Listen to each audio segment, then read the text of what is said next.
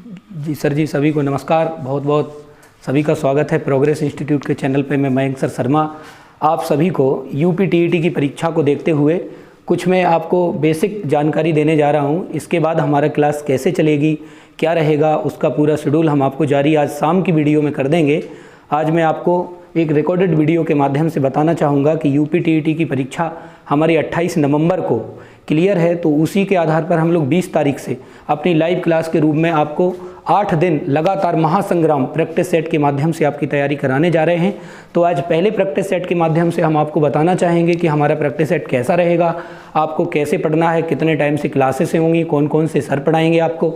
तो महासंग्राम के लिए हिंदी का जो पहला प्रैक्टिस सेट है, आज हम इसके क्वेश्चन कुछ आपको बेसिक बताने जा रहे हैं कि कैसे हमारा क्वेश्चन रहेगा और संभावित जो क्वेश्चन रहेंगे परीक्षा में, कि मैं प्रयास ये करूंगा हम सभी लोग कि आपको जो क्वेश्चन यहाँ पर पढ़ाए जाएं पूरे के पूरे वही आपको परीक्षा में देखने को मिले।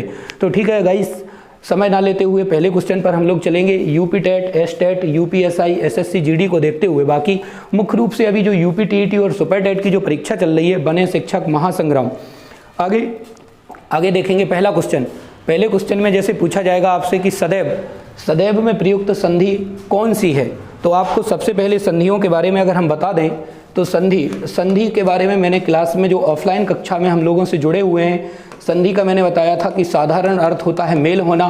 संधि 3 प्रकार से बताई है, जिसका नाम है स्वर, दूसरा है व्यंजन, तीसरी है विसर्ग। स्वर संधि के मुख्यतः 5 भेद होते हैं, जिनमें पहली संधि का नाम है दीर्घ संधि, दूसरी संधि है गुण संधि, तीसरी संधि है वृद्धि संधि, अगली संधि है यण और लास्ट में 5वें नंबर पे है अयादि संधि। तो मित्रों, थोड़ा सा आपको ध्यान देना है कि कैसे हम लोग इसको संधि को डिफाइन कर पाएंगे। दीर्घ संधि हमेशा समान स्वर दर्शाती है। गुण संधि में हमेशा देखने को आपको एक मात्रा मिलती है, लगभग कहीं कहीं पर अपवाद भी मिलते हैं, लेकिन या तो एक ही मात्रा होगी या फिर ओ की मात्रा होगी। इसके बाद वृद्धि संधि में ये मात्राएं वृद्धि कर जाती हैं, या तो औ की मात्रा होगी और या फिर आपको अय की मात्रा देखने को मिलेगी। तो अगर इसका सदैव में आपने देखा कि 2 मात्राएं लिखी गई हैं, इसका मतलब विकल्प नंबर सी आपका वृद्धि संधि हो जाएगा। तो अभी आपको वृद्धि संधि इसका विकल्प नंबर सी लगाना है। अगले क्वेश्चन पर चलते हैं। यह काम मैं आप कर लूँगा, इसमें कौन सा सर्वनाम है? सर्वनाम से सवाल कभी भी आ रहा है तो सर्वनाम को मुख्यतः हम लोगों ने 6 प्रकार से पढ़े थे। पुरुषवाचक, निजवाचक, निश्चयवाचक, अनिश्चयवाचक, संबंधवाचक और प्रश्नवाचक। निजवाचक सर्वनाम में मैंने आपको बताया था कि निजवाचक सर्वनाम में जब वक्ता आप शब्द का प्रयोग केवल अपने लिए करता है, स्वयं के लिए करता है। किस शब्द का प्रयोग? आपका। आप शब्द का प्रयोग मैंने बोला कि मैं अपने आप खाना खा लेता हूँ। अगर हम आपसे कहें कि आप कानपुर जा रहे हैं, तो ये आप शब्द का प्रयोग मेरे लिए है या आपके लिए? ये आप शब्द का प्रयोग आपके लिए है, आप कानपुर जा रहे हो। नहीं, एक क्वेश्चन कह रहा है कि यह काम मैं आप कर लूँगा, ये काम खुद कर रहा है। इसका मतलब कौन सा आंसर हो जाएगा हमारा? बी विकल्प सही होगा, निजवाचक सर्वनाम। तो ऐसे ही सर्वनामों को हम लोग ऑनलाइन कक्षा में भी आपको पढ़ाएंगे, और जो ऑफलाइन बैच में हमारे जो भी बंधु जुड़े हुए हैं, उनको आप लोग ऑफलाइन के माध्यम से भी यहाँ से पढ़ा दिया जाएगा। तीसरा क्वेश्चन है मेरा नया बचपन।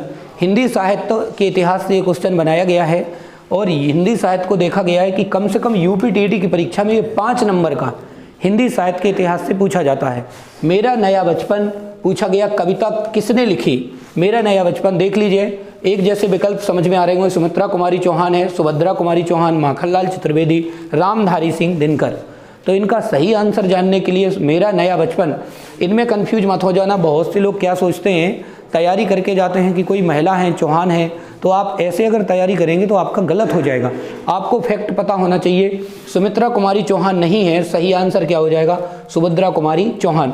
माखनलाल चतुर्वेदी, इनकी एक रचना आप पढ़कर आए हैं, पुष्प की अभिलाषा, माखनलाल चतुर्वेदी। और रामधारी सिंह दिनकर, जिनकी उर्वशी पर इन्हें ज्ञानपीठ पुरस्कार मिला, रामधारी सिंह दिनकर को। तो इनके बारे में भी हम आपको डिटेल से हमारी कक्षाएं ऑनलाइन जो शुरू हो रही हैं प्रैक्टिस सेट के माध्यम से 30 क्वेश्चन महासंग्राम प्रश्नोत्तरी जो आपसे रूबरू होंगे हम लोग 20 तारीख से रेगुलर। आपको समय 19 तारीख को अपडेट कर दिया जाएगा, जिससे आपकी तैयारी बहुत अच्छी बनी रहे। अगला क्वेश्चन देखते हैं। ऐसे हम लोग 4-5 क्वेश्चन लेकर आज आए हैं। मूर्धन्य व्यंजन क्या है? मूर्धन्य व्यंजन, ये आप व्यंजनों का जो वर्गीकरण है, व्यंजनों को पढ़ाया गया है मुख्यतः 3 प्रकार से। अगर हम लोग देखें 3 कौन कौन से हैं, तो पहले व्यंजन का नाम है स्पर्श व्यंजन, दूसरे व्यंजन का नाम है अंतस्थ व्यंजन और तीसरे व्यंजन का नाम है ऊष्म व्यंजन। इनकी संख्या भी 4 होती है, अंतस्थ की भी 4 होती है और स्पर्श व्यंजन को वर्गीय व्यंजन कहा गया है। इनकी संख्या 25 होती है, 25। तो ये वर्गों में विभाजित हैं, जैसे का वर्ग है, चा वर्ग है, टा वर्ग है, ता वर्ग है और पा वर्ग है। तो ट वर्ग के जितने भी व्यंजन हैं ये कहाँ से बोले जाते हैं? मूर्धन्य से। और मूर्धा से आपका सही विकल्प क्या हो जाएगा? टा ठा डाढ़ा। ये टा ठा डाढ़ा जितने भी हैं मूर्धन्य व्यंजन हैं, तो मूर्धा से इनका उच्चारण होता है। चा वर्ग का उच्चारण होता है ये तालु से होता है। त वर्ग के उच्चारण होते हैं ये दंत से होते हैं और पा वर्ग के उच्चारण हैं ये आपके ओष्ठ से होते हैं। तो जो उच्चारण स्थान का भी सवाल होगा, स्वर का या व्यंजन का, तो आपका यहाँ से भी क्लियर हो जाएगा। और ये प्रश्नोत्तरी आज हम लोग ऐसे डेली करेंगे तो आपका स्कोर बहुत अच्छा हो जाएगा। अगले क्वेश्चन की ओर तरफ चलेंगे हम लोग। बहुत महत्वपूर्ण सवाल, कई परीक्षाओं का ये क्वेश्चन भी रहा है। बोलियों से हिंदी भाषा के विकास को मैंने आपको टॉपिक पढ़ाया भी है और ये क्लास मेरी पहली क्लास यूट्यूब पर भी आपको उपलब्ध हो जाएगी कि हिंदी भाषा का विकास कौन कौन सी बोलियां होती हैं, कहाँ से कौन सी बोली बोली जाती है। तो क्वेश्चन है हमारे पास, राजस्थान में कौन सी भाषा बोली जाती है? तो हमने आपको पढ़ाया है कि सबसे पहले संस्कृत है, फिर इसके बाद पाली है, फिर प्राकृत है, फिर अपभ्रंश है। अपभ्रंश का वर्गीकरण डॉक्टर भोलानाथ तिवारी ने 18 बोलियों के आधार पर किया था। सबसे पहला है सौरसेनी, फिर इसके बाद मागधी, फिर अर्धमागधी, फिर पैसाची, फिर महाराष्ट्री। महाराष्ट्री के अंतर्गत केवल एक बोली बोली जाती है जो मराठी है। पैसाची में पंजाबी है, सिंधी है, ब्राचड़ है। अर्धमागधी में पूर्वी हिंदी है। पूर्वी हिंदी में हम लोगों ने पढ़ा था कि अवधी बघेली और छत्तीसगढ़ी। इसके बाद जो मागधी है, मागधी के 4 पार्ट हैं, बांग्ला, बिहारी, असमिया और उड़िया। बिहारी के अंतर्गत भी 3 पार्ट हैं जिनमें हम लोगों ने पढ़ा था भोजपुरी, मैथिली और मगही। सौर सैनी को भी वर्गीकरण किया गया था, पश्चिमी हिंदी, राजस्थानी, गुजराती और इसके बाद पहाड़ी में गढ़वाली और कुमाऊनी। लेकिन हमारा क्वेश्चन है राजस्थान से, तो राजस्थान में अगर आपको देखा गया है कि 4 जो भाषाएं हैं उनमें एक ट्रिक मैंने आपको बताई थी, मामा मेज। इस माँ से मारवाड़ी, इस माँ से मालवी, मे से मेवाती, जा से जयपुरी। तो आप देख सकते हैं राजस्थान में कौन सी भाषा है, तो सही आंसर हमारा क्या हो जाएगा?